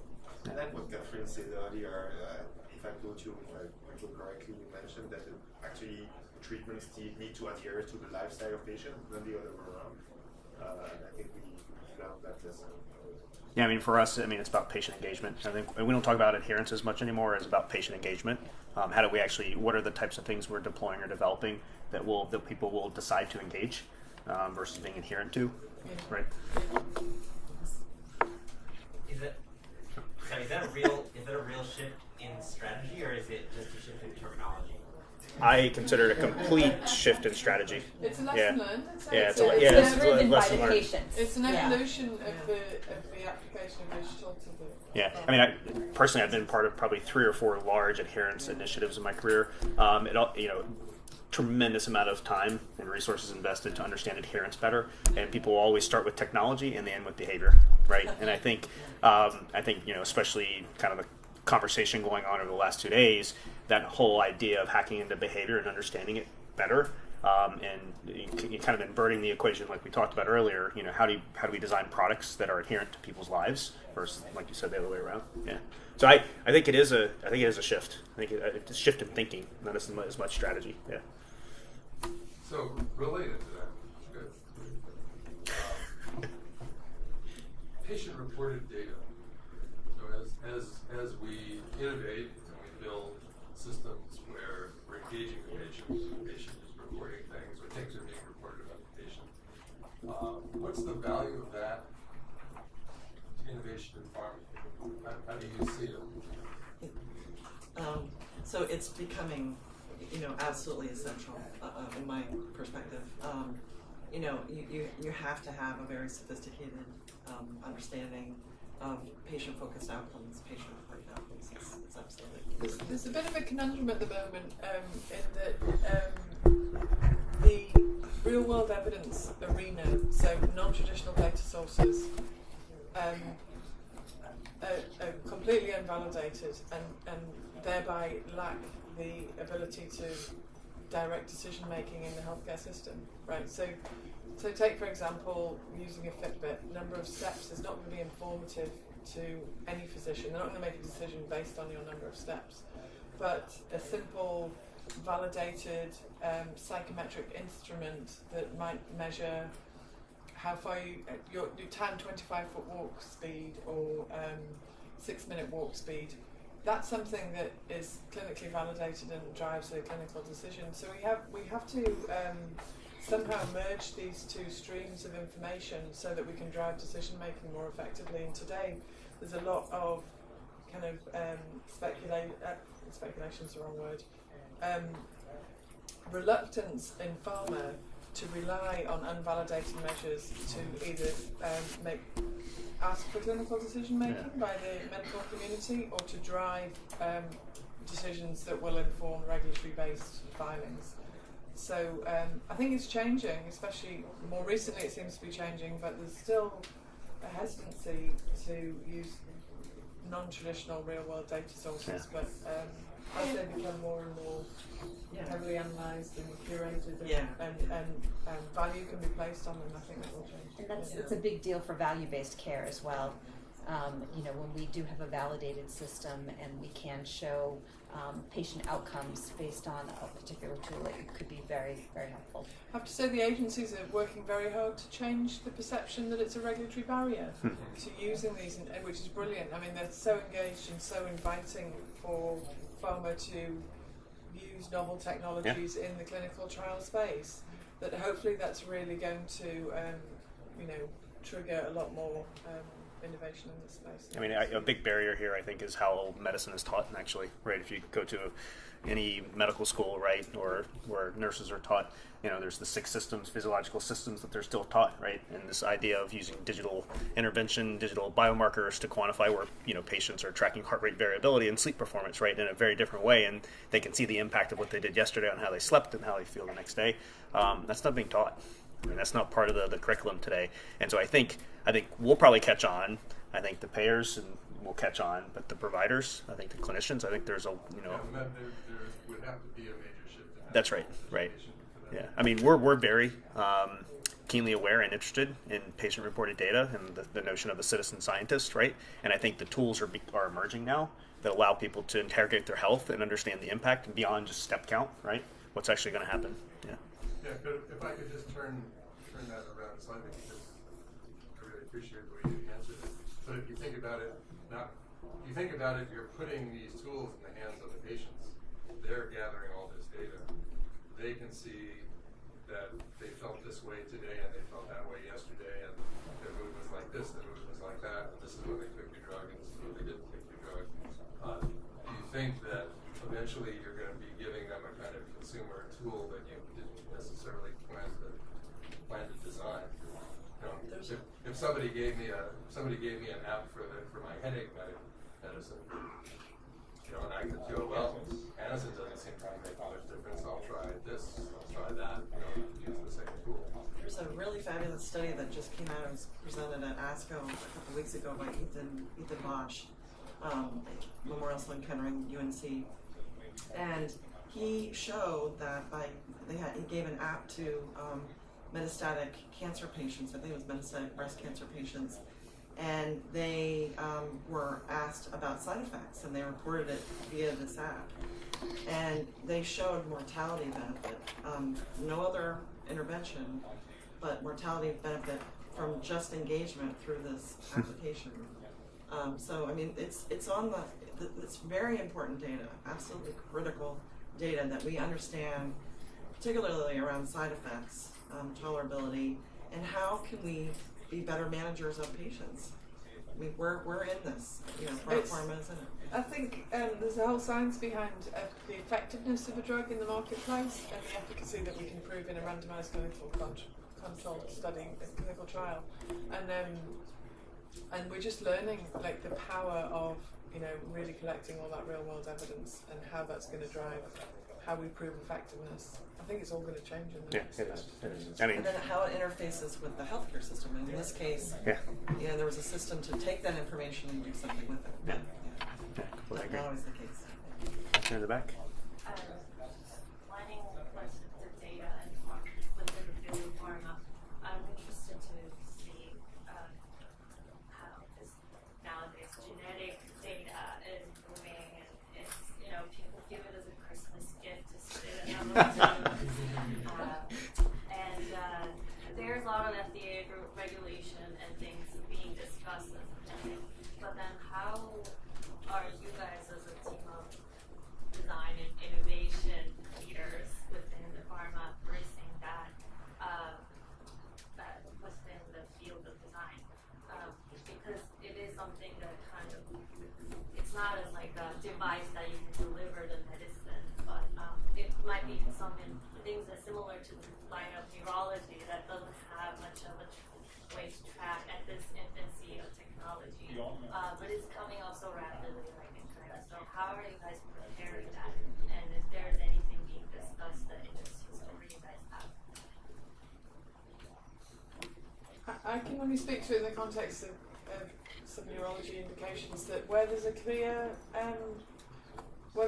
linkage to a disease, then it can be an important component in a medical decision. But like this, it's only one piece of the puzzle in most diseases. It's a tiny element of risk that puts you at some tiny element of risk of getting some disease or making that disease worse, perhaps. So I think it's only right now. It's only important where there are direct linkages to the diseases, or it's most important. Sorry. in the diseases where there's a direct linkage? I mean, you probably know more I would about say, this, yeah, for rare diseases where it can be very difficult, it can be 5 to 7 years before someone is actually diagnosed from the onset of symptoms. And it would be wonderful if some of our genetic testing was done around some of the diseases that we treat for, because people could be diagnosed much sooner. So I know we have talked to some of the companies that are working on that, just to see what the opportunities are. There's ethics issues around it, and there's all kinds of social issues around it as well as medical. Exactly. Yeah. And I was on a payer forum last fall talking about the genomic testing in oncology,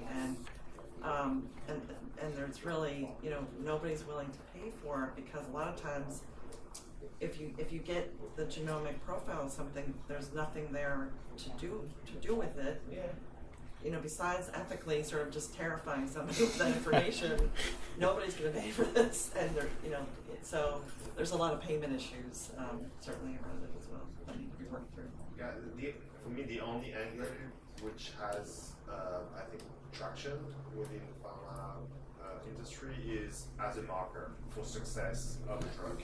So, the diagnostic, it's the cost-benefit ratio is not there yet. Ethics, all what have been discussed, but if that can mark a candidate patient for a candidate drug, and that then you avoid the waste, back to the volume and value conversation, that you can really use this drug for this right candidate, then that's what I feel has the most traction today. Yeah, I think it's a personalization of medicine, right? That's another step towards that. I mean, whether it's digital biomarkers, genetic testing, I think all of this will allow us to just kind of zero in. Yeah. There's a question here. I have a controversial question. I'm hoping to ask it in a non-controversial way. Go for it. Thinking about, since you all are here, what's going on with the overuse of opiates, and is that changing the way you're innovating around safety or thinking about pharmaceuticals? It's not controversial at all. I think everybody's invested in lowering the abuse of opiates.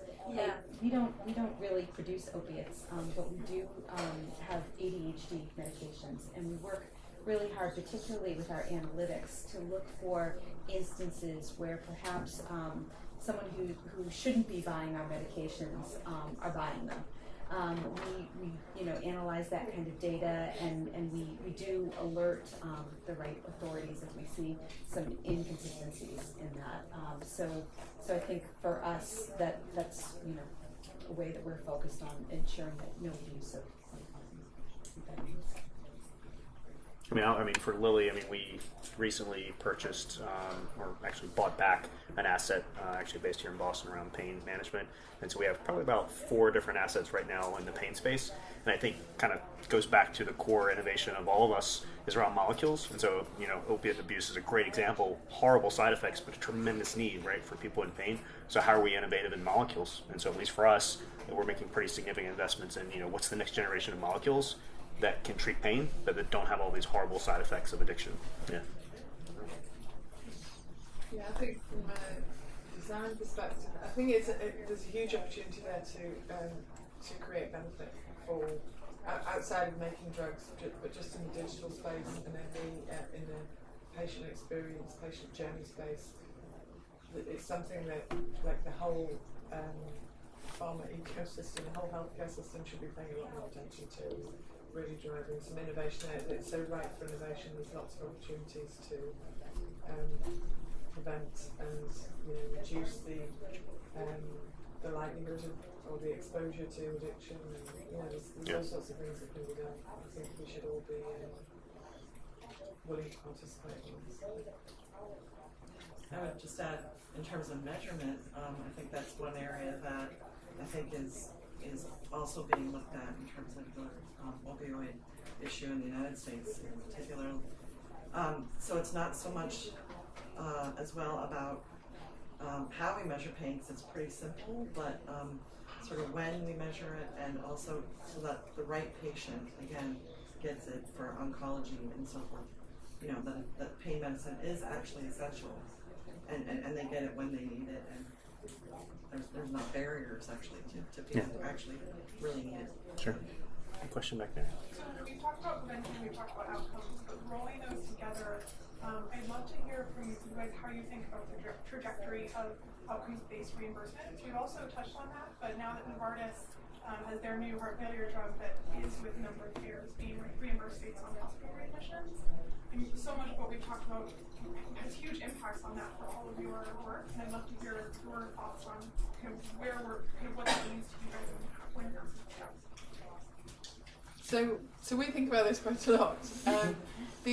There's huge room for innovation here because the way we measure outcomes today is so blunt. Like readmissions, you just said it. Hospital readmissions and falls are the two probably primary measures of outcomes. That's what the system at a system level. That's generally what's used as outcomes and days out of hospital or very, very blunt measures. I think there's a huge opportunity for us to develop much more sophisticated and informative measures of how patients are actually performing and feeling and whether or not they're working, things that are really meaningful to the patients or to the person with a disease or who's just had a surgery or just had an intervention, how they're living, how they're existing in their daily life. There's just so many much better ways that we could measure these things that it's astonishing to me that the Cleveland Clinic, for example, I don't know whether the person who was in the last session from the Cleveland Clinic was here, but they publish every year like a 600-page book of outcome measures for every single intervention and therapeutic area that they have across all of their clinics. And each one is just a little paragraph of how many falls, how many hospital readmissions. I mean, it's astonishing that an organisation that's a system that's so sophisticated and treats so many patients still just rolls everything up to this really blunt measure. But that's a great question because I think that's a place where we could really make some impact.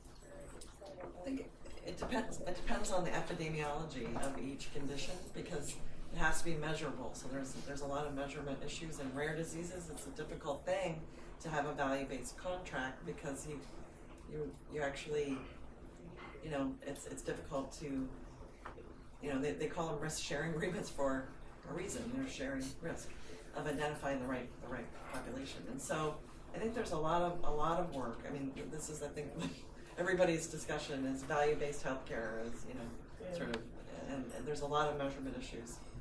But a lot of cost and a lot of focus is on the larger diseases like chronic diseases. Yeah, that's why you see the cardiovascular disease and COPD and diabetes. They can be measured in much more. I think one of the advanced systems in the world for me is France, not because I'm French, actually I'm Belgian, so I'm not that French. No, but, it's very different. And actually they are moving away from that. Because they've tried to have volume benefits negotiations. So you need to, when you launch something new, you need to agree on the population, so the number of people who benefit, and what is the benefit that you are going to generate. You need to demonstrate that after a year, and your price is negotiated based on that premise, right? And there were a lot of debates because what's the outcome that you're going to measure? How are you going to measure? What are you going to measure? When are you going to measure? And actually the system you put in place to measure is actually much more complicated than the outcome itself.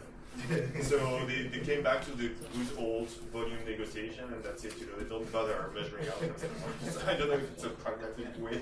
It's not cost effective to measure. That's the problem right now. It's just not efficient. It's not efficient. They can't measure. You just can't measure things. Yeah. Right. So a lot of the times the research done in academia is kind of rarely translated to sort of treatment for disease. So how does pharma think about kind of bridging the gap between academia and industry? And does it want to bridge the gap? Or, I realize the benefit of basic research, but how do you guys? And I'll even expand the question a bit more. So obviously here in Cambridge and Boston, the number of startups, right, especially around healthcare, are it's pretty intense. So academics, startups, single individuals, right? What are your partnership models in the innovation space around tapping into this kind of, ever-evolving ecosystem of ideas, wherever they're coming from? I can tell you, we partner with several academic institutions in the Boston area, as well as several of the hospitals as well, in terms of our research and our innovation. So we recognize the value of what's coming out of those institutions, and many of our researchers have very strong relationships with the academic institutions. So it's something that we're pretty high on. Yeah, I'd venture to say that we do more research externally than we do internally. We have collaborations of all different shapes and sizes.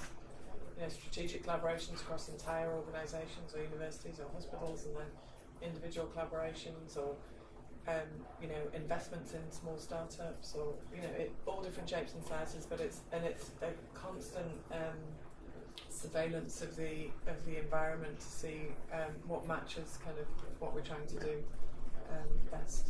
And there's so much out there. I mean, There's so much out there. So much out there. Yeah. We have a different strategy. We observe Biogen. It's same thing with the partnerships. I mean, I think the challenge we have, I mean, obviously one of the reasons we located here was because of all the academic and startup opportunities that are here, but there's so much noise. I think the filtration process is probably the single biggest challenge that we have. I mean, I get emails forwarded to me, as I'm sure you guys do, all the time, like, have you seen this, have you seen that? And I have this paranoia that if I don't read every single one of them, I'm going to miss the next big thing, right? A year from now, the CEO is going to send a note and say, hey guys, did you see this? Nope. So as I think we wrap at 3:15, is that right?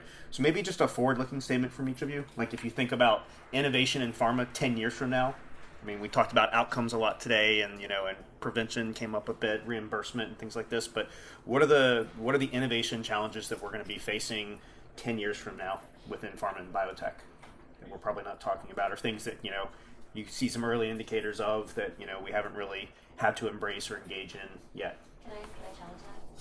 Just a little bit. Sure. Or one of the things that we should be thinking about that if we don't, we'll be in danger of losing our market share. Yeah. Right?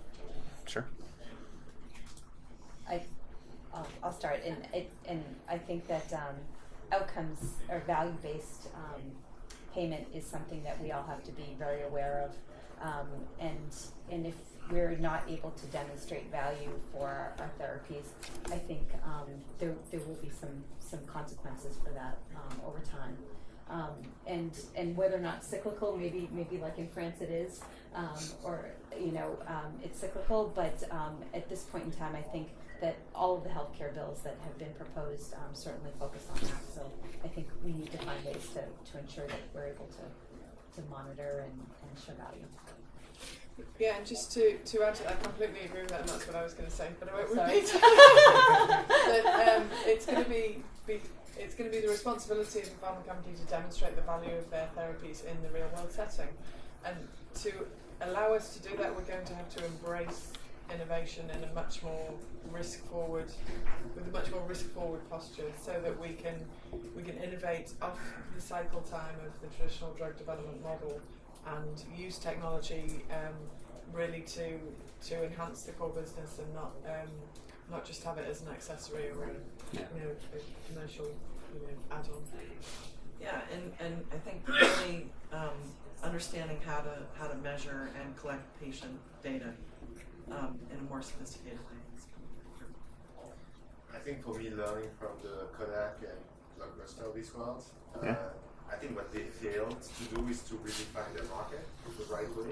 So they say Blockbuster, we are the DVD company, and people come to our store and they love it. And before you know it, Netflix is there, and I think they had like 19 consecutive quarters of growth of Netflix, and Blockbuster was going south before they realized, we have a problem here. And I think for me that's the same danger. Most of our market diffusion is drug related, so we are drug development, drug devices, delivery, all of that. I think if we don't redefine our market into a therapy area, something more holistic, I think we'd be blindsided. In our space, UCB is pretty active in the epilepsy space, and drug is one component of it, but we see more and more implants in the brain that can actually treat the disease, and before you know it, drugs will be irrelevant. Yeah. So that's the constant redefinition of our market. Yeah, being commoditized. With all the technology that we have, we talked about citizen scientists, right? Patients being able to diagnose and treat themselves, all the new and novel interventions. I think my biggest risk, or the biggest risk that I consider all the time, is being commoditized as an industry completely. So we're at time. So I'd like to thank Matt Powell and Health 2.0, and if we could thank our panel.